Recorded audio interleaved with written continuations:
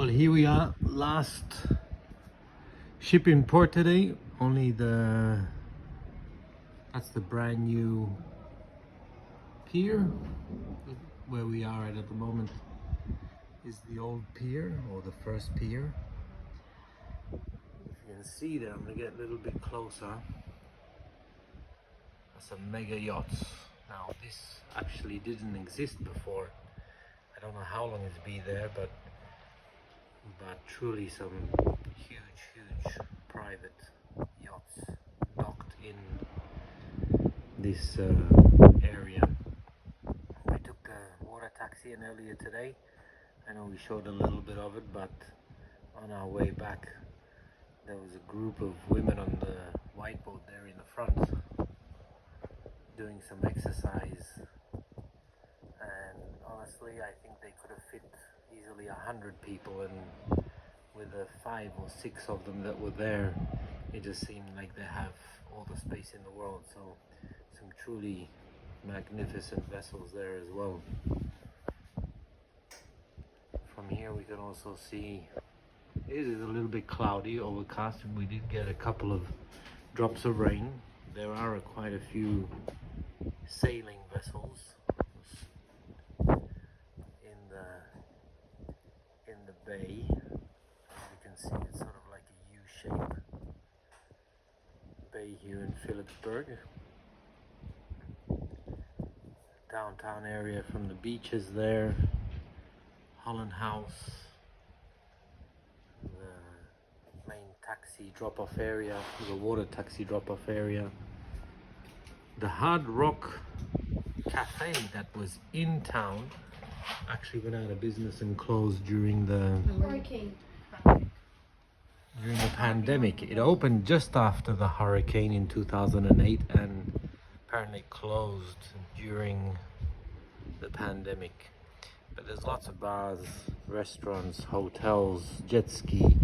The place is covered with people selling you a towel and a sunbed and an umbrella. So plenty of places to stay. What we did notice that the beach is shorter. Seems like the water level has risen. Perhaps some of the beach has been taken away and the water comes much further up, so the beach is quite shorter these days. The large 180,000 ton P&O it's actually 200 Arvia is there, leaving.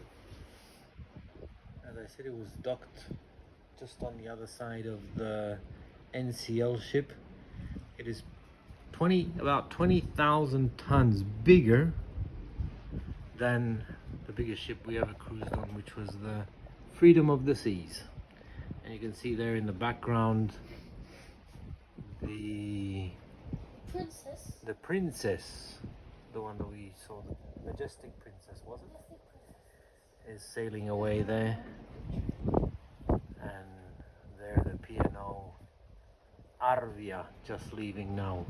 Actually sister companies, all owned by Carnival. So Princess Cruise Lines, I believe, is controlled, managed here in the United States, and P&O Cruises is Great Britain, and there is even a P&O Australia, or Oceania. That's why it's Princess and Oceania Cruises, controlled, I think so, in the British market, and they have ships down in Australia as well.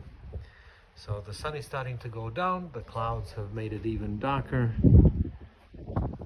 Second last night of our cruise and our holidays here in the Caribbean.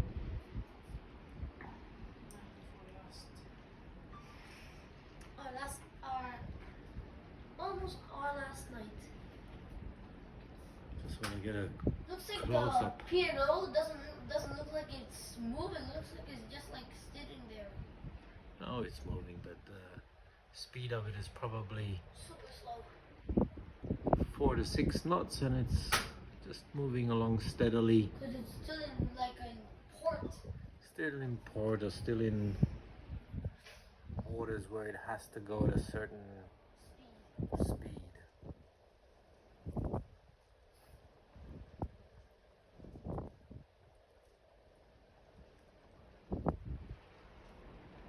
There's not a lot of noise coming from it. I wonder if it's... Looks like even the cabins are dark. Because everybody's on the top decks. Well, normally the people who have cabins are on their cabin looking outside. Maybe they have the lights off, but it just looks like all the cabins have their lights switched off for some reason. And there's not a lot of movement as far as I can see. Actually, there is, but the ship is moving. I'm talking about people moving on the ship. Oh. Maybe it's too far away from us to see, but it just seems like there's not much movement on the ship, so we can't really find out how much capacity or how many people are on board. There's not even much noise coming from the ship for a sail away. Alright, there we can just see the Princess, though. princess.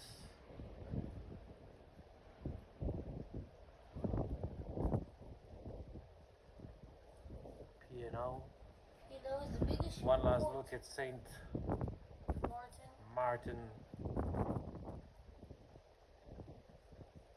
Getting darker and darker as the sun is going down. Dark clouds are coming in as well. We might have a windy Sail away. sail to Tortola tonight.